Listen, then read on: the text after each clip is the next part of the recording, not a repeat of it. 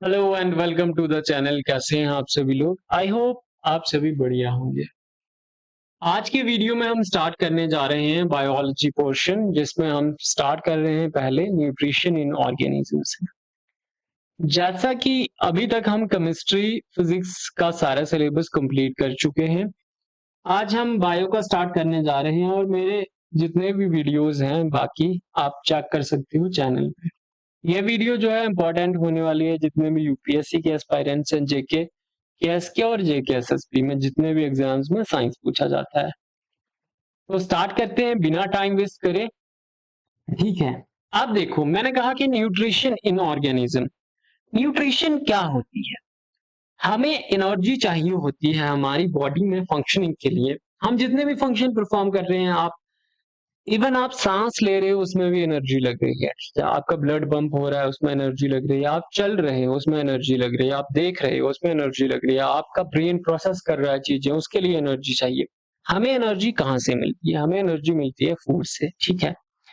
यानी कि हमारे फूड में कोई ऐसी चीज है जिसको जैसे ही हम फूड खाते हैं वो हमें एनर्जी देता है। यानी कि फूड में कोई ऐसी चीज है जो हमारी बॉडी के इंपॉर्टेंट प्रोसेसेस, जितने भी हमारी लाइफ प्रोसेसेस हैं, जो भी जिंदा रहने की प्रोसेसेस हैं, ठीक है, उनको चलाने के लिए, basic physiological and physical processes को चलाने के लिए कुछ मिल रहा है हमें फूड से। वो क्या है? वो चीज है न्यूट्रिएंट्स। क्या है? न्यूट्रिएंट्स, ठीक है। यानी कि वो केमिकल सब्सटेंसेस जो हमारे फूड में प्रेजेंट हैं और वो हमें क्या प्रोवाइड कर रहे हैं? एनर्जी प्रोवाइड कर रहे हैं, ठीक है, ग्रोथ में हेल्प कर रहे हैं, टिश्यू रिपेयर, रिप्रोडक्शन, इम्यूनिटी में हेल्प कर रहे हैं। या मैं दो वर्ड में कहूं तो वो केमिकल सब्सटेंसेस जो हमारे फूड में प्रेजेंट हैं, जो हमारी बॉडी की फिजिकल और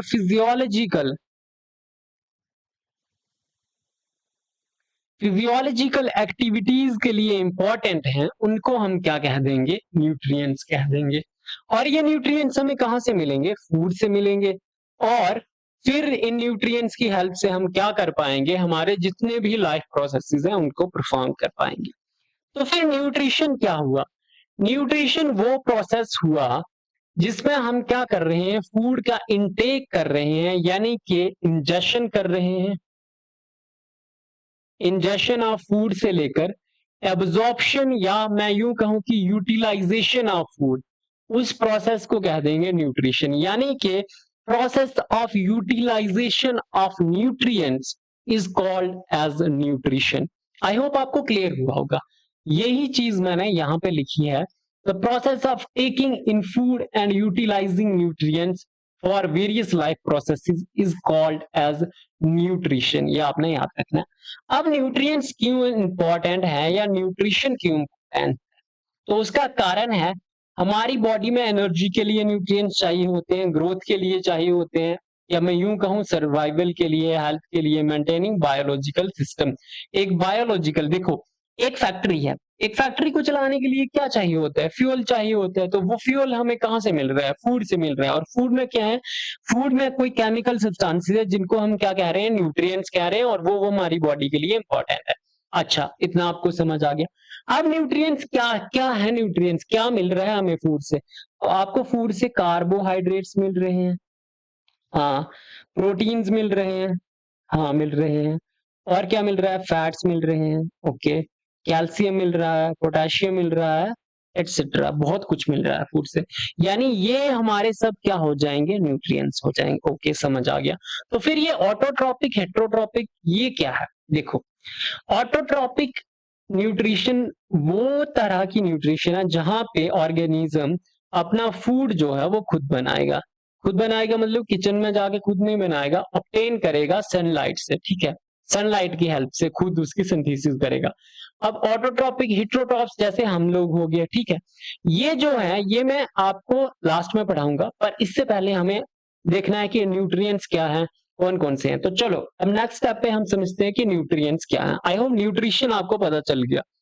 अब न्यूट्रिएंट्स मैंने आपको ऑलरेडी बताया कि वो केमिकल सब्सटेंसेस हैं जो हमारे फूड में है, required by organism for the survival, growth and health.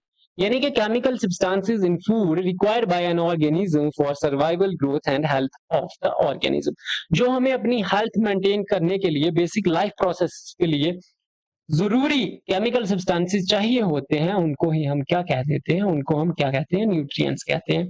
Nutrients क्या प्रोवाइड करता है, हमें एनर्जी देता है, ग्रोथ में हेल्प करता है। ग्रोथ में हेल्प कौन कर रहा है, प्रोटीन हेल्प कर रही है, और भी फैक्टर्स होते हैं पर ऐसे में मोटा मोटा बता रहा हूं आपको। रिपेयर में हेल्प कर रहा है, कहीं आपको चोट लग जाती है, वो रिपेयर कैसे हो रही है, इन्हीं न्यूट्रिएंट्स की वजह से, ठीक है। हीलिंग में हेल्प कर रहा है, प्रोटेक्शन कर रहा है, इम्यूनिटी, एंटीबॉडीज। एंटीबॉडीज, आपको पता है एंटीबॉडीज क्या होते हैं, एंटीबॉडीज हमारे प्रोटीन्स होते हैं। रेगुलेशन में हेल्प कर रहा है, बहुत सारे एंजाइम्स। वाटर, वाटर क्या कर रहा है, हमें बॉडी का बैलेंस बनाने में हेल्प कर रहा है, जितने भी प्रोसेसेस हो रहे हैं। Chemical balance, I would say physiological balance बनाने में हेल्प कर रहा है, ठीक है। चलो, तो न्यूट्रिएंट्स जो हैं वो अलग अलग टाइप के हैं, उनकी क्लासिफिकेशन देखो। क्लासिफिकेशन ऑफ न्यूट्रिएंट्स क्या कहता है कि हमारी बॉडी जो है, क्या उसको एक ही टाइप के न्यूट्रिएंट्स चाहिए, क्या उसको सिर्फ सिर्फ और सिर्फ कार्बोहाइड्रेट्स चाहिए, नहीं, ऐसा तो नहीं है। क्या हमारी बॉडी में सिर्फ प्रोटीन चाहिए, ऐसा भी नहीं है। अगर आप खाली फैट्स फैट्स खाते रहो, आप प्रोटीन नहीं खा रहे हो, आप कार्बोहाइड्रेट नहीं खा रहे हो, क्या आप ज्यादा दिन सर्वाइव कर पाओगे, नहीं। अच्छा छोड़ो, आप खाली प्रोटीन फैट ये सब कुछ खा रहे हो, कार्बोहाइड्रेट खा रहे हो, वाइटामिन खा रहे हो, मिनरल खा रहे हो, पर आप क्या कर रहे हो, आप पानी नहीं पी रहे हो, क्या आप सर्वाइव कर पाओगे, नहीं कर पाओगे, ठीक है। यानी कि ये सारे क्या है, हमारी बॉडी में एसेंशियल है, ओके। तो इनकी क्लासिफिकेशन हो रही है कि कुछ हमें क्या चाहिए, कुछ हमें ज्यादा अमाउंट में चाहिए। अब ज्यादा अमाउंट में क्या चाहिए, ज्यादा अमाउंट में वो चाहिए जो हमारी डेली एक्टिविटीज में ज्यादा रोल प्ले कर रहे हैं। जैसे हमें रोज एनर्जी चाहिए होती है, तो हमें ज्यादा एनर्जी कहाँ से मिल रही है, वो हम डेली डेली खाएंगे, ठीक है। वहीं पे कुछ है जो हमें क्या चाहिए, स्मॉल अमाउंट में चाहिए, क्या चाहिए, कम चाहिए, ज्यादा नहीं चाहिए, उस बेसिस पे है। तो एक है मैक्रो न्यूट्रिएंट्स। मैक्रो का मतलब हो गया बड़ा, नहीं, मैक्रो का मतलब हो गया जो हमें क्या चाहिए होंगे, लार्ज अमाउंट में, यानी ज्यादा क्वांटिटी में चाहिए, उनको कह देंगे मैक्रो न्यूट्रिएंट्स। और माइक्रो न्यूट्रिएंट्स क्या होंगे, जो हमें स्मॉल अमाउंट में रिक्वायर्ड होंगे। पर देखो, स्मॉल अमाउंट में रिक्वायर होंगे, इसका ये मतलब नहीं है कि हाँ चाहिए ही नहीं, वो चाहिए, बहुत क्रूशियल रोल प्ले करते हैं हमारी बॉडी में, बट चाहिए हमें क्या, कम चाहिए। जैसे वाइटामिन हो गए, मिनरल्स हो गए, ठीक, ये सब हो गया। अब देखो मैक्रोन्यूट्रिएंट्स में क्या क्या आता है। मैक्रोन्यूट्रिएंट्स में आता है कार्बोहाइड्रेट्स, प्रोटीन्स हो गए, फैट हो गए, वाटर हो गया, ठीक। आपने एक चीज याद रखनी है, मैं यहाँ पे लिख रहा हूं CHO। इसके बाद आपने याद रखना है magnesium, wait a second, magnesium, calcium और सल्फर। फिर याद रखना है नाइट्रोजन, फास्फोरस और पोटेशियम। ये 9 क्या है, ये 9 आपके मैक्रोन्यूट्रिएंट्स हैं, ओके। आपको समझ आया, ये 9 क्या है, ये 9 आपके मैक्रोन्यूट्रिएंट्स हैं, ठीक है। ये आपने याद रखना है, आपको कहीं भी पेपर में दिख जाए तो आपने याद रखना है कि ये 9 क्या है, मैक्रोन्यूट्रिएंट्स। इनके अलावा जो बच गए, जैसे आयरन हो गया, जिंक हो गया, आयोडीन हो गया, ये सारे क्या है, ये माइक्रोन्यूट्रिएंट्स। आई होप आपको क्लियर, ठीक। हाँ, पोटाशियम जैसे है, पोटाशियम किस में हेल्प करता है, आपको ब्लड प्रेशर मेंटेन करने में हेल्प करता है। अगर ज्यादा पोटेशियम होगा आपकी बॉडी में तो क्या होगा, लो प्रेशर होगा, क्या होगा, लो प्रेशर होगा। अगर ज्यादा क्या होगा, सोडियम होगा, तो क्या होगा, बॉडी का प्रेशर हाई होगा। आई होप यहाँ तक आपको क्लियर हुआ। तो कितने तरह के न्यूट्रिएंट पढ़े हमने अमाउंट के बेसिस पे, मैक्रो, माइक्रो। मैक्रो जो है वो ज्यादा चाहिए होते हैं, माइक्रो क्या होता है, कम चाहिए होते हैं। मैक्रो में क्या आता है, कार्बोहाइड्रेट, प्रोटीन, फैट, वाटर। अगर आपको आप ये याद नहीं रख पा रहे हैं, ठीक है, ये याद नहीं रख पा रहे हैं, तो आपने ये 9 याद रखने हैं। इनके अलावा जो बच गए, जैसे वाइटामिन हो गए, मिनरल्स हो गए, वो क्या है, वो माइक्रोन्यूट्रिएंट्स है। अब फंक्शन क्या है, देखो, अब इतना हो गया। इसके अलावा हम इनको फंक्शन के बेसिस पे भी क्लासिफाई करते हैं। जैसे जो हमें ज्यादा एनर्जी प्रोवाइड कर रहा है, तो कौन है, वो कार्बोहाइड्रेट्स। जो हमारी बॉडी में बिल्डिंग ब्लॉक की तरह एक्ट कर रहा है, वो कौन है, प्रोटीन है, ठीक है। उसके बाद फैट्स जो हैं, जैसे हमारा क्या है, सेल मेम्ब्रेन, ठीक, सेल मेम्ब्रेन, उसमें बहुत इंपॉर्टेंट रोल है किसका, फैट्स का, ओके। वाटर क्या है, वाटर तो यूनिवर्सल सॉल्वेंट है, वाटर के बिना काम चल ही नहीं सकता, तो वाटर भी इंपॉर्टेंट है। वही मैंने यहाँ पे लिखा हुआ है, देखो, एनर्जी प्रोवाइड करता है फैट्स। आपने मुझे बताना है कि फैट जो है वो कितने किलो कैलोरी, 1 ग्राम हमें कितने किलो कैलोरी एनर्जी प्रोवाइड करेगा, ये आपने कमेंट्स में बताना है, ओके। चलो, अब देखो, अब स्टार्ट करते हैं हम वन बाय वन। किससे स्टार्ट करेंगे, सबसे पहले हम स्टार्ट करेंगे कार्बोहाइड्रेट से, ओके। तो कार्बोहाइड्रेट्स क्या है? Hydrates of carbon and hydrogen. नहीं समझ आया क्या हो गया हाइड्रेट? आपने सीधा याद रखना है कि कार्बोहाइड्रेट्स कुछ नहीं है, शुगर की फॉर्म है, ठीक है। शुगर्स को ही हम क्या बोलते हैं? कार्बोहाइड्रेट्स। इतना इतना समझ आ गया ना।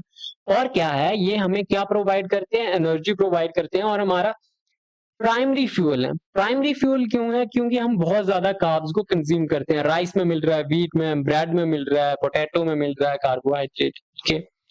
तो यहाँ पे मैंने लिखा था primary source of energy for most organisms are carbohydrates. Carbohydrates में जैसे मैं यहाँ लिख रहा हूँ C6H12O6, ये क्या है? ये ग्लूकोज का फॉर्मूला है। हमारी बॉडी को चलाने के लिए ग्लूकोज बहुत इंपॉर्टेंट है। अगर ग्लूकोज की कमी हो जाए बॉडी में तो हमारी ब्रेन फंक्शनिंग जो है वो भी क्या हो जाएगी? स्लो हो जाएगी। ये आपने याद रखना है। तो कार्बोहाइड्रेट्स जो हैं ये एनर्जी प्रोवाइड करते हैं, और ये कितनी एनर्जी प्रोवाइड करते हैं? डेली हमारा जो कैलोरी रिक्वायरमेंट है, जो हमारी बॉडी में एनर्जी का रिक्वायरमेंट है, उसमें से कार्बोहाइड्रेट्स कितना प्रोवाइड कर पा रहे हैं? तो ये प्रोवाइड करते हैं हमें 55 से लेकर 65% of the daily caloric requirement in humans, ठीक। उसके अलावा आपने जो मेन चीज आपको पता होनी चाहिए, मैंने ऊपर ही बताया, CHO। इन तीन चीजों से मिलके क्या बनते हैं? कार्बोहाइड्रेट्स। देख लो फॉर्मूला, C है, H है, O है, ओके, समझ आ गया। जनरल फॉर्मूला क्या हो जाएगा? CH2O whole N, CH2O whole N, ठीक। अगर यहाँ पे मैं इस N की वैल्यू कितनी ले लूं, N की वैल्यू अगर मैं 6 ले लूं तो क्या बनेगा हमारा? C6, हाँ, 6 इंटू 2 कितना हो गया? 12H12, और O क्या बन जाएगा? 6। तो जनरल फॉर्मूला क्या हो गया? CH2O whole N। ये आपने याद रखना है। आई होप इतना आपको क्लियर हो गया। चलो, अब ये एनर्जी कैसे प्रोवाइड करते हैं? एनर्जी ऐसे प्रोवाइड करते हैं, आपने ये फूड था आपका, ठीक है, ये आपका खाना था, ये आपने खाया, यहाँ से आपको क्या मिले? कार्बोहाइड्रेट्स मिले, उनकी डाइजेशन हुई, थोड़ा सिंपलर फॉर्म में वो ब्रेक हुए, और किस फॉर्म में आ गए? ग्लूकोज। अब ग्लूकोज आपका ब्लड के थ्रू कहाँ जा रहा है? आपकी सेल में जा रहा है, वहां पे प्रोसेस हो रहा है रेस्पिरेशन का, और वहां से आपको क्या मिल रही है? एनर्जी बन रही है ATP की फॉर्म में। इस एनर्जी का आप यूटिलाइजेशन कर रहे हो बॉडी के इंपॉर्टेंट लाइफ प्रोसेसेस, जितने भी फंक्शन है उनको परफॉर्म करने में। आई होप इतना आपको क्लियर हुआ होगा। यही JKSSB के इंपॉर्टेंट क्वेश्चन है, आपने ध्यान रखना है। एक ये, ठीक, और ये जो है इसका जनरल फॉर्मूला और कंपोजिशन आपने याद रखना है। आगे मैं आपको इनके एग्जांपल्स बताऊंगा जब वन बाय वन देखें। अब देखो, कार्बोहाइड्रेट्स को भी हम क्लासिफाई करते हैं किसमें? वो कार्बोहाइड्रेट जो एक यूनिट से मिलके बने हैं। ये फंक्शन मैं आपको ऑलरेडी बता चुका हूं। कार्बोहाइड्रेट हमें 1 ग्राम कार्ब से हमें मिलती है 4 किलो कैलोरी ऑफ एनर्जी। आपने फैट का मुझे बताना है, ठीक, फैट का आपने बताना है। चलो, अब देखो, कार्बोहाइड्रेट्स जो हैं इनको भी हम फर्दर क्लासिफाई करते हैं किसमें? Monosaccharide, disaccharide, oligosaccharide and polysaccharide. क्या मतलब हुआ? समझ नहीं आया? देखो, मैंने आपको कहा कार्बोहाइड्रेट क्या होते हैं? शुगर। जो 1 यूनिट ऑफ शुगर से बना होगा उसको हम कह देंगे मोनो, ठीक। जिसमें 2 यूनिट शुगर के होंगे उसको कह देंगे डाई। जिसमें 3 से लेकर 10 यूनिट होंगे, जैसे रैफिनोज और स्टैक्यूज हो गया, इसको क्या देंगे? ट्राइसेक्राइड्स। और पॉलीसेक्राइड्स में 100 एंड थाउजेंड्स ऑफ यूनिट होंगे, जैसे स्टार्च, ग्लाइकोजन, सेलुलोज, काइटिन। ये आपने याद रखना है, SGC², ठीक। Cellulose, chitin, glycogen. अब आपने मुझे बताना है ग्लाइकोजन कहाँ होता है, ठीक। उसके अलावा आपने मुझे बताना है सेलुलोज कहाँ होता है, और काइटिन कौन से ऑर्गेनिज्म की सेल वॉल में प्रेजेंट होता है, ये आपने मुझे बताना है। तो कितने क्वेश्चन हो गए? एक हो गया फैट का एनर्जी वाला, ठीक है, 1 क्वेश्चन। दूसरा हो गया ग्लाइकोजन कहाँ होता है, सेलुलोज कहाँ होता है, और काइटिन कहाँ होता है। कुल मिला के अभी तक आपके 4 क्वेश्चन हो चुके हैं होमवर्क के, ये आपने बताने हैं। और मैं कह रहा हूं कि बाकी वीडियोस को मैं आपको नहीं भी बोलूंगा कि शेयर करो, पर इस वीडियो में एक कंटेंट बनाने में बहुत मेहनत लगा है। तो अगर आपको अच्छा लग रहा है तो प्लीज शेयर करें इसको, जो भी जितने भी एस्पायरेंट्स हैं उनके साथ शेयर करें। देखो, सबका भला करोगे तो खुद का भला खुद हो जाएगा, ओके। चलो, अब आ जाते हैं कि मोनोसेक्राइड्स और डाइसेक्राइड में क्या डिफरेंस है। आप सोच रहे होंगे ये ऑलरेडी लिखा हुआ है और ये एजी क्लासेस कौन है? ये मेरा ही चैनल है, यहाँ पे मैं 10th 9th 11th 12th को पढ़ाता हूँ, ठीक है। तो वहीं से ये आया हुआ है। ओके, तो देखो अब मोनोसेक्राइड कौन है, मैंने ऑलरेडी आपको बताया मोनोसेक्राइड है, इनमें क्या होगा, सिंगल यूनिट होगा। ठीक, जैसे क्या हो गया, ग्लूकोज हो गया C6H12O6। अब दो ग्लूकोज अगर मिल जाएंगे तो ये क्या बना देंगे, डाइसेक्राइड बना देंगे। और कौन सा डाइसेक्राइड बनाएंगे, इसमें एक और ग्लूकोज जोड़ दिया मैंने सपोज, ठीक है, O6, इसमें मैंने फिर से जोड़ा C6H12O6, तो हमें मिल क्या जाएगा, हमें मिलेगा माल्टोज, माल शुगर भी बोलते हैं। ठीक है, ये देखो जर्मिनेटिंग ग्रेन्स में होता है। वैसे ही अगर मैं ग्लूकोज और गैलेक्टोज को जोड़ दूंगा, गैलेक्टोज कहाँ होता है, गैलेक्टोज होता है मिल्क में, और ग्लूकोज कहाँ होता है, फ्रूट्स में होता है, ब्लड में होता है। इन दोनों को अगर मैं मिला दूंगा, ग्लूकोज और गैलेक्टोज, तो हमें क्या मिलेगा, लैक्टोज मिलेगा। Glucose plus galactose is lactose. यानी कि क्या हुआ कि मोनोसेक्राइड के यूनिट्स जब मिल जाते हैं तो ये क्या बना देते हैं, ये एक डाइसेक्राइड बना देते हैं। और जब डाइसेक्राइड में और मोनोसेक्राइड जुड़ेंगे तो वो क्या बना देंगे, मोनोसेक्राइड या डाइसेक्राइड, डाइसेक्राइड ही जुड़ेंगे तो वो क्या बना देंगे, या तो ओलिगोसेक्राइड्स बना देंगे और या तो पॉलीसेक्राइड्स बना देंगे। आई होप आप क्लियर हो रहा होगा। यहाँ पे आपने याद क्या रखना है कि किसका सोर्स क्या है, और फ्रक्टोज, फ्रक्टोज को हम फ्रूट शुगर बोलते हैं। कहाँ से मिलता है, हनी से मिलता है, ठीक है, और फ्रूट से भी मिलता है, आपने याद रखना है। ओके, चलो अब कह रहा है कि ग्लूकोज, ये इंपॉर्टेंट चीज है, मैंने लिखा हुआ है यूपीएससी फैक्ट है कि ठीक, क्या ग्लूकोज जो है biologically known as blood sugar. ठीक, जैसे आपने देखा होगा जिन लोगों को किसका प्रॉब्लम होता है, डायबिटीज का प्रॉब्लम होता है, शुगर का प्रॉब्लम होता है, उनका ब्लड ग्लूकोज लेवल जो है बहुत ज्यादा क्या हो जाता है, कभी बढ़ जाता है, कभी कम हो जाता है। तो फिर कंट्रोल करने के लिए क्या देते हैं हम, इंसुलिन। ये सब आपको याद होना चाहिए। बताओ इंसुलिन कहाँ से रिलीज होता है, बताओ भाई, कौन सी ग्लैंड है, ग्लैंड का नेम बताओ। चलो फिर आगे ओलिगोसेक्राइड्स एंड पॉलीसेक्राइड। ओलिगोसेक्राइड क्या होगी, मैंने ऑलरेडी बताया आपको, जहां पे 3 से लेकर 10 यूनिट ऑफ मोनोसेक्राइड होंगे उनको ओलिगोसेक्राइड कहेंगे, और मोर देन 10 जहां पे होंगे उनको क्या कह देंगे, पॉलीसेक्राइड। ओलिगोसेक्राइड्स का एग्जांपल मैंने बताया रैफिनोज एंड स्टैक्यूज। और प्राइमरी सोर्स क्या है ओलिगोसेक्राइड्स का, बीन्स, पीज, सोयाबीन्स, ये आपने याद। पॉलीसेक्राइड मोस्ट इंपॉर्टेंट, इनमें एग्जांपल्स आ जाते हैं, ये आपने याद करना है, इसको मैं लिख रहा हूं यहाँ पे इंपॉर्टेंट। पॉलीसेक्राइड्स, पॉलीसेक्राइड, पॉली का मतलब हो गया मैनी और सेक्राइड्स का मतलब हो गया शुगर, यानी कि 100 and thousands of units of what, monosaccharide जब ज्वाइन कर जाएंगे तो वो क्या बना देंगे, पॉलीसेक्राइड। जैसे स्टार्च हो गया, स्टार्च का सोर्स क्या है, स्टार्च का सोर्स है पोटैटो, इसमें स्टार्च मिलता है। जब आप कॉलेज में जाएंगे, इवन 12th में करवाया जाता है प्रैक्टिकल, बट जो साइंस बैकग्राउंड के बच्चे मुझे सुन रहे हैं अभी, तो उन्होंने करा होगा, हमारे कॉलेज में जब करवाते थे लैब में तो स्टार्च का एक्सट्रैक्शन कराते थे पोटैटो से। ठीक है, और बहुत इजी होता है, आप भी घर में कर सकते हो। आपने क्या करना है, इसको कूटना है अच्छे से, ठीक है, एकदम ऐसे बना दिया। उसके बाद इसमें क्या मिक्स करना है, वाटर मिक्स करना है, और फिर फिल्टर पेपर पे लगा देना है। ठीक, पहले इसको अच्छे से वो करना है, फिर इसको फिल्टर करके जो वेस्ट होगा, जो पोटैटो का वेस्ट होगा वो रिमूव कर देना, और जो वाटर बचेगा, ठीक है, उसको वाटर में मिक्स करके इससे फिल्टर करने हैं। इधर आपको व्हाइट पाउडर दिखेगा, वो व्हाइट पाउडर ही स्टार्च होगा। ठीक है, ये आपके काम की नहीं थी, ऐसे मैंने बता दी। ठीक, स्टार्च हो गया। ग्लाइकोजन, ग्लाइकोजन देखो प्राइमरी स्टोरेज इन एनिमल, आपने बताना है कि ह्यूमंस में लीवर में क्या स्टोर होता है, क्या वो ग्लाइकोजन होता है। और ये ग्लाइकोजन स्टोर क्यों होता है, देखो जब स्टार्च हो जाएगा ना तो ग्लाइकोजन की फॉर्म में कन्वर्ट हो जाएगा और हमारी बॉडी में स्टोर रहेगा। फिर क्या होगा, जैसे आप फास्टिंग कर रहे हो तो तब भी एनर्जी चाहिए ना, आप कुछ खा नहीं रहे हो, हालांकि आप खाते रहते हो, पर अगर आप कुछ नहीं खा रहे हो तो क्या होगा, ये ग्लाइकोजन फिर से टूटेगा और स्टार्च बनेगा और हमें एनर्जी देना स्टार्ट हो जाएगा। वैसे ही क्या होगा, सेलुलोज, सेलुलोज कहाँ होता है, ये अगर हमारा प्लांट सेल है, ये इसकी सेल वॉल है। ठीक, सेल वॉल को जो हार्डनेस प्रोवाइड कर रहा है वो उसका कारण क्या है, सेलुलोज है। ठीक, और chitin, exoskeleton of insects and crustaceans में प्रेजेंट होता है, मैंने ऑलरेडी आपको आंसर बता ही दिए। इसके अलावा कहीं और भी होता है काइटिन, वो आप बताएंगे, क्या किसी फंगस के रिलेटेड है, ठीक है, पता करना है आपने। अब आगे कि पॉलीसेक्राइड्स के क्या सोर्सेज हैं, क्या फंक्शंस हैं।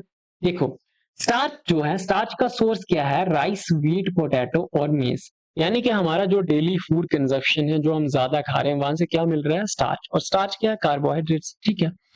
फंक्शन क्या है? Storage carbohydrates of plant. ठीक है। प्लांट में कार्बोहाइड्रेट स्टोर होता है, जैसे पोटैटो क्या है? प्लांट है, और इसमें क्या कार्बोहाइड्रेट स्टोर है? किस फॉर्म में? स्टार्च की फॉर्म में। ओके। ग्लाइकोजन सोर्स क्या है? लीवर और मसल में स्टोर। मैंने ऑलरेडी बताया कि लीवर में स्टोर होता है। Function maintain blood glucose level. जब हमारी बॉडी में ग्लूकोज कम होने लगेगा, सॉरी मैंने ऊपर स्टार्च बोल दिया था, जब ग्लूकोज कम होने लगेगा तो क्या होगा? ये जो ग्लाइकोजन है, इसका ब्रेक डाउन होने लगेगा और हमें ग्लूकोज मिलने लगेगा। ठीक। फिर सेलुलोज प्लांट सेल वॉल में होगा। फंक्शन क्या होगा? रिजिडिटी प्रोवाइड करना। और काइटिन क्या है? कॉकरोच, क्रैब, श्रिम्प और फंजाई। देखो मैंने कहा था ना, फंजाई। फंक्शन क्या होता है? एक्सोस्केलेटन बनाता है और फंगल सेल वॉल बनाता है। आपके सवाल का जवाब ऑलरेडी मिल चुका है।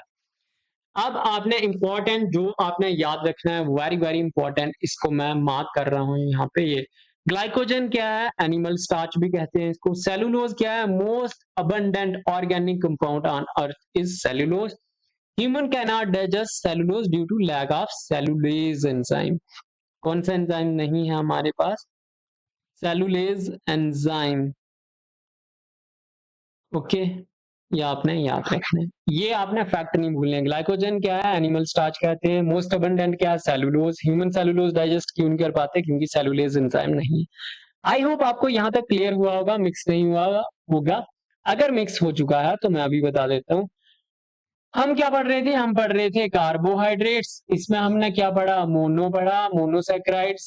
ठीक। उसके बाद क्या पढ़ा हमने? डाइसैकेराइड्स पढ़ा। उसके बाद ओलिगोसैकेराइड्स, देन पॉलीसैकेराइड्स। पॉलीसैकेराइड में हमने क्या देखा? स्टार्च देखा। फिर ग्लाइकोजन। ग्लाइकोजन के अलावा हमने देखा सेलुलोज और काइटिन एंड काइटिन। ठीक। इतना तक हम अभी तक कर चुके हैं। ओके।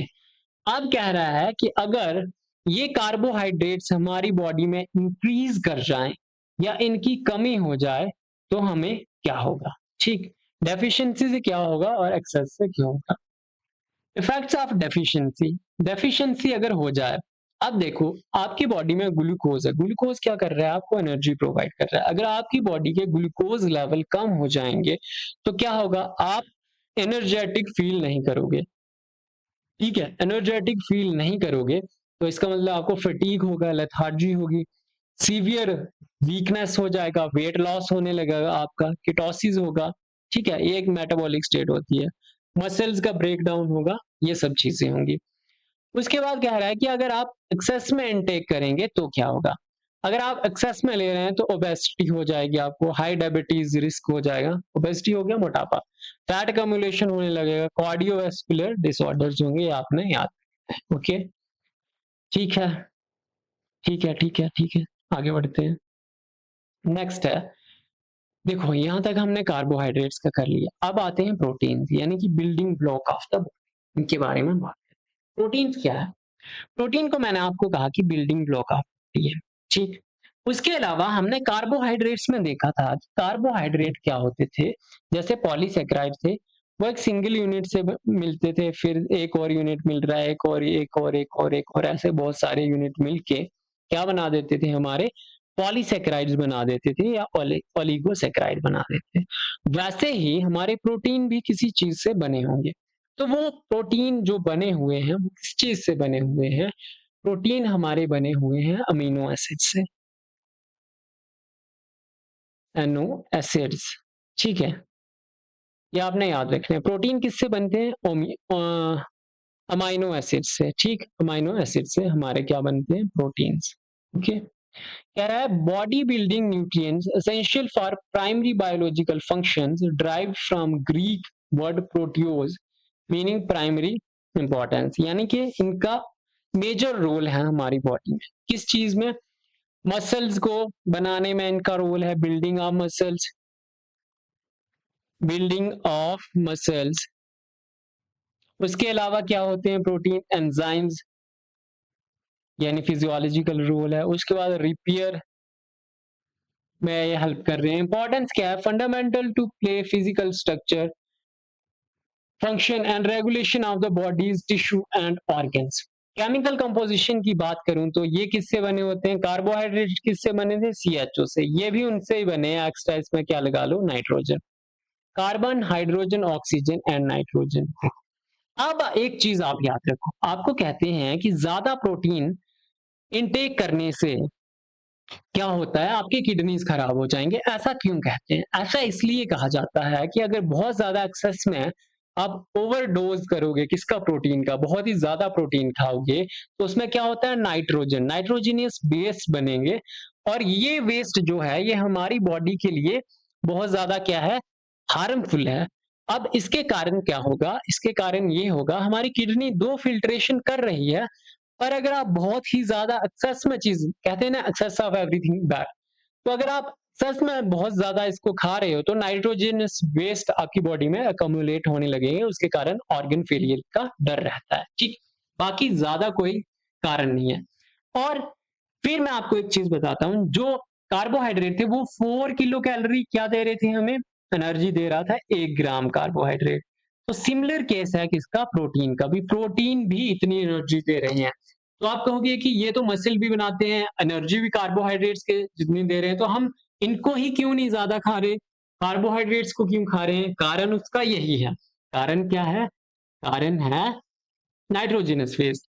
और साथ में हमारा जो वेजिटेरियन डाइट है उसमें इतने ज्यादा प्रोटीन हमें नहीं मिल पाते हैं, हमें बहुत ही ज्यादा खाना पड़ेगा। ठीक, चलो इतना आपको क्लियर हुआ। आपने प्रोटीन में क्या याद रखना है? बिल्डिंग ब्लॉक है, फंक्शन, जितने भी फिजिकल और फिजियोलॉजिकल फंक्शन है उनमें रोल प्ले करते हैं, रिपेयर में रोल प्ले कर रहे हैं, टिश्यू रिपेयर में, और मेटाबॉलिज्म में रोल प्ले कर रहे हैं। कैसे? क्योंकि ये क्या है? ये है एंजाइम की तरह एक्ट करते हैं। अब एक मुझे एंजाइम याद आ रहा है, रूबिस्को। ये क्या है? ये मोस्ट अबंडेंट प्रोटीन है ऑन द यूनिवर्स। ठीक, आपने याद रखना है। चलो अब नेक्स्ट क्या है? मैंने कहा था प्रोटीन किससे बने हुए हैं? अमीनो एसिड से बने हुए हैं। अमीनो एसिड क्या है? अमीनो एसिड जो है जब ये जुड़ जाते हैं, देखो एक अमीनो एसिड, दूसरा, तीसरा, चौथा, ऐसे बहुत सारे अमीनो एसिड जब जुड़ जाएंगे, ठीक, तो ये क्या बना देंगे? पेप्टाइड्स। पेप्टाइड्स क्यों कहा? क्योंकि इनके बीच में जो ये बॉन्ड बनेगा इसको हम बोलते हैं पेप्टाइड बॉन्ड। ठीक, ये पेप्टाइड्स जब जुड़ेंगे, एक पेप्टाइड में एक और पेप्टाइड जुड़ा, एक और पेप्टाइड जुड़ा, ठीक, एक और पेप्टाइड जुड़ा, तो इन्होंने क्या बना दिया? पॉलीपेप्टाइड। पॉलीपेप्टाइड। अब ये पॉलीपेप्टाइड्स जो हैं यही हमारे क्या कहलाते हैं? प्रोटीन्स। ओके, इतना आपको क्लियर हो गया? आई होप हुआ होगा। ठीक, मैं ये साथ साथ रब कर दे रहा हूँ क्योंकि ये मैंने सारा पीपीटी में ऑलरेडी लिखा हुआ है, और आई होप आप पेन पेंसिल लेके बैठे होंगे, पेपर भी। Proteins are complex polymers constructed from amino acids. Approximately 20 common amino acids exist in the living organism. ठीक, अमीनो एसिड्स का ये आपने एक बारी देख लेना है, ये ग्रुप, वैसे ये आपको पूछा नहीं जाएगा तो ये मैं आपको बता नहीं रहा हूँ, इतनी केमिस्ट्री में नहीं जाना है हमें। ठीक, इसमें क्या होता है? एक अमाइनो ग्रुप होता है, एक कार्बोक्सिल ग्रुप होता है, छोड़ो फिलहाल। आपने क्या याद रखना है? आपने याद रखना है कि दो तरह के होते हैं, एक होते हैं एसेंशियल अमीनो एसिड, एक होते हैं नॉन एसेंशियल अमीनो एसिड। अब एसेंशियल क्या होगा? एसेंशियल वो होगा जो हम क्या नहीं कर पा रहे हैं, जो हमारी बॉडी सिंथेसिस नहीं कर पा रही है, उसको हम कह देंगे एसेंशियल अमीनो एसिड। और नॉन एसेंशियल क्या? जो हमारी बॉडी खुद सिंथेसिस कर पा रही है, उसको कह देंगे नॉन एसेंशियल। ऐसा हो गया कि घर की मुर्गी दाल बराबर, यानी कि जो हमारी बॉडी खुद बना पा रही है उनको हमने कहा कि ये तो नॉन एसेंशियल है। जो हमारी बॉडी नहीं बना पा रही, जो हमारे पास नहीं है, जब हमारे पास जो चीज नहीं होती है हमें उसकी उतनी ही ज्यादा कदर होती है, तो उसको हमने क्या कह दिया? एसेंशियल। तो देखो यही लिखा हुआ है, can not be synthesised by the body, must be obtained through diet. और नॉन एसेंशियल क्या है? Can be synthesised naturally by the human body. Examples हो गए एलानाइन, ग्लाइसिन एंड सेरीन। ये आई थिंक 9 होते हैं क्या हमारे नॉन एसेंशियल अमीनो एसिड? हमारे कितने हैं? 9। कौन कौन से हैं? Lysine, leucine, isoleucine, valine, methionine, phenylalanine, tryptophan, threonine and histidine. कितने हो गए? 1 2 3 4 5 6 7 8 और 9। ठीक, क्या आपको इनके नाम याद करने हैं? देखो, अगर आप जेकेएसएसबी के लिए कर रहे हैं तो नहीं कर रहे हैं याद, बट अगर आप यूपीएससी के लिए कर रहे हैं तो वो पूछ सकता है आपको कि which of the following is an essential amino acid. तो आपको आना चाहिए। तो कैसे याद रखना है आपने? Lysine, leucine same same sound के हैं, फिर आइसोल्यूसिन। ठीक है, लाइसिन, ल्यूसिन और ल्यूसिन में आइसो लगा दिया तो आइसोल्यूसिन, 3 हो गए। फिर आपने याद रखना है valine, methionine, phenylalanine, tryptophan, threonine. T वाले साथ में याद कर लो, ट्रिप्टोफैन, थ्रियोनाइन। हाँ ठीक है, फिर क्या बचा? हिस्टिडीन बचा। एम से क्या? मिथ्योनिन, ये बना लो ऐसे, वैलिन और फिनाइलएलानिन और मिथ्योनिन का एक पेयर बना लो। ये फर्स्ट, ल्यूसिन, लाइसिन, आइसोल्यूसिन एक, ट्रिप्टोफैन, थ्रियोनाइन, हिस्टिडीन ये एक बना लो। ठीक, ऐसे 3-3 करके याद करो, हो जाएंगे। और देखो, हर चीज में ना ट्रिक के पीछे मत भागो। अगर आपको ऐसे सिंपल सीधा याद हो रहा है तो वाई ट्रिक्स के पीछे क्यों भागना भाई, है ना? चलो, नेक्स्ट क्या है? Function and structural types of protein. अब हम देखेंगे प्रोटीन के टाइप क्या क्या है और उनके फंक्शन क्या है। सबसे पहले हम देखते हैं फंक्शन क्या है ना। ऑलरेडी आपको जब से प्रोटीन में पढ़ा रहा हूं, मैं यही पढ़ा रहा हूं कि फंक्शन क्या है। तो मसल कंट्रैक्शन और रिलैक्सेशन में हेल्प करते हैं। क्या होते हैं? एक्टिन और मायोसिन फिलामेंट होते हैं और इसमें मेजर रोल प्ले करता है कौन सा? कैल्शियम। ये आपने याद रखना है। ठीक है, कैल्शियम का ये क्वेश्चन आता है भाई, कैल्शियम का इंपॉर्टेंट रोल कहाँ पे है? तो मसल कंट्रैक्शन में। ठीक है, उसके बाद क्या? ट्रांसपोर्ट, ब्लड में जो ट्रांसपोर्ट हो रहा है हीमोग्लोबिन में रोल प्ले कर रहे हैं। Growth, tissue repair, formation of hormones जैसे इंसुलिन हो गया, ग्लूकागोन हो गया, formation of enzyme, amylase, pepsin. Pepsin किसको डाइजेस्ट करता है? प्रोटीन को ही करता है। और एमाइलेज किसको करता है? ये आप बताएंगे, स्टार्च को करता है। ठीक है, ये आपने ऐसे याद रखनी होती है चीजें। इम्यूनिटी में रोल प्ले कर रहे हैं एंटीबॉडीज। ठीक, उसके अलावा प्रोटीन के टाइप होते हैं फाइब्रस और ग्लोब्यूलर। ग्लोब्यूलर का मतलब हुआ कि उनकी शेप कैसी होगी? थोड़ी समवट ऐसी। ठीक, और फाइब्रस में कैसी होगी? फाइबर लाइक शेप होगी। बस यही तो याद रखना है आपने, सिंपल। अब ज्यादा डिटेल में नहीं जाना है, आप बायोकेमिस्ट्री नहीं पढ़ रहे हो। ठीक है, आपको एग्जाम निकालना है।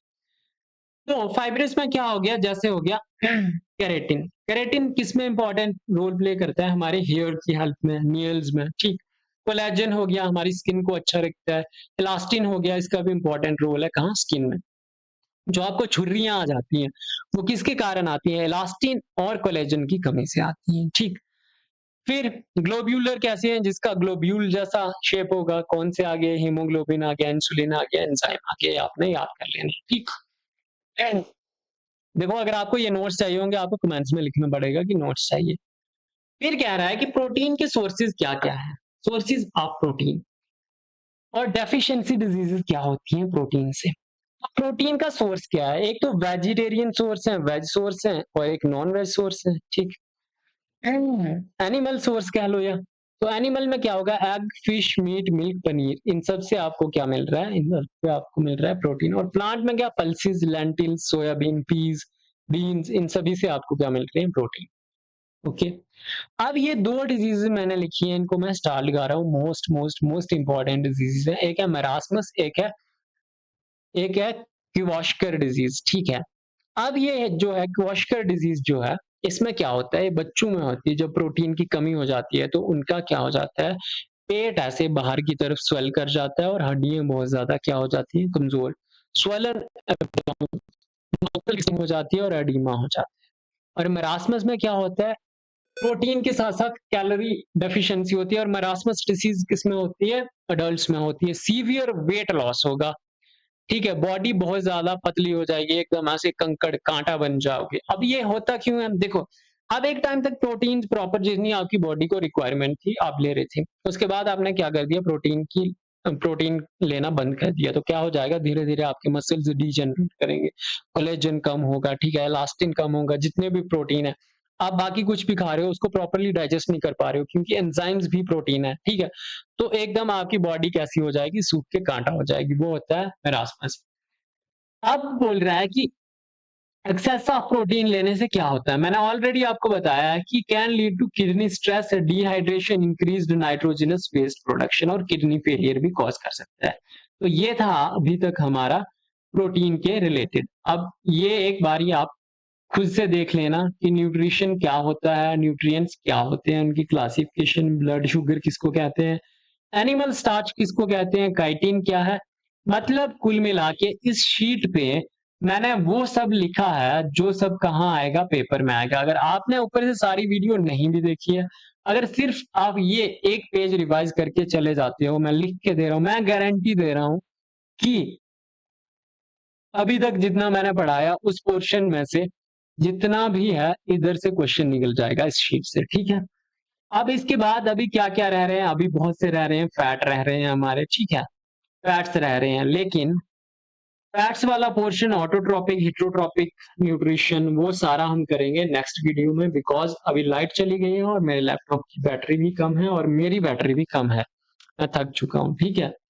तो आई होप जितना मैंने पढ़ाया आपको समझ आई होगी, अच्छे से आपने समझा होगा। अगर समझ नहीं आई है, वीडियो आपको बुरी लगी है, तो भी आप कमेंट्स में अपना फीडबैक दे सकते हो और प्लीज कमेंट्स में बताएं मुझे। और अगर आपको वीडियोस अच्छी लग रही हैं तो डू शेयर। मैं ज्यादा शेयर के लिए बोलता नहीं हूं, पर प्लीज शेयर करें अगर आपको वीडियो अच्छी लग रही है, ठीक है। तो तब तक के लिए धन्यवाद, bye bye, have a nice day. आप जब भी वीडियो देख रहे हैं, अगर रात को देख रहे हैं तो हैव ए नाइस रात, और सुबह देख रहे हैं हैव ए नाइस मॉर्निंग, ठीक है, बाय बाय।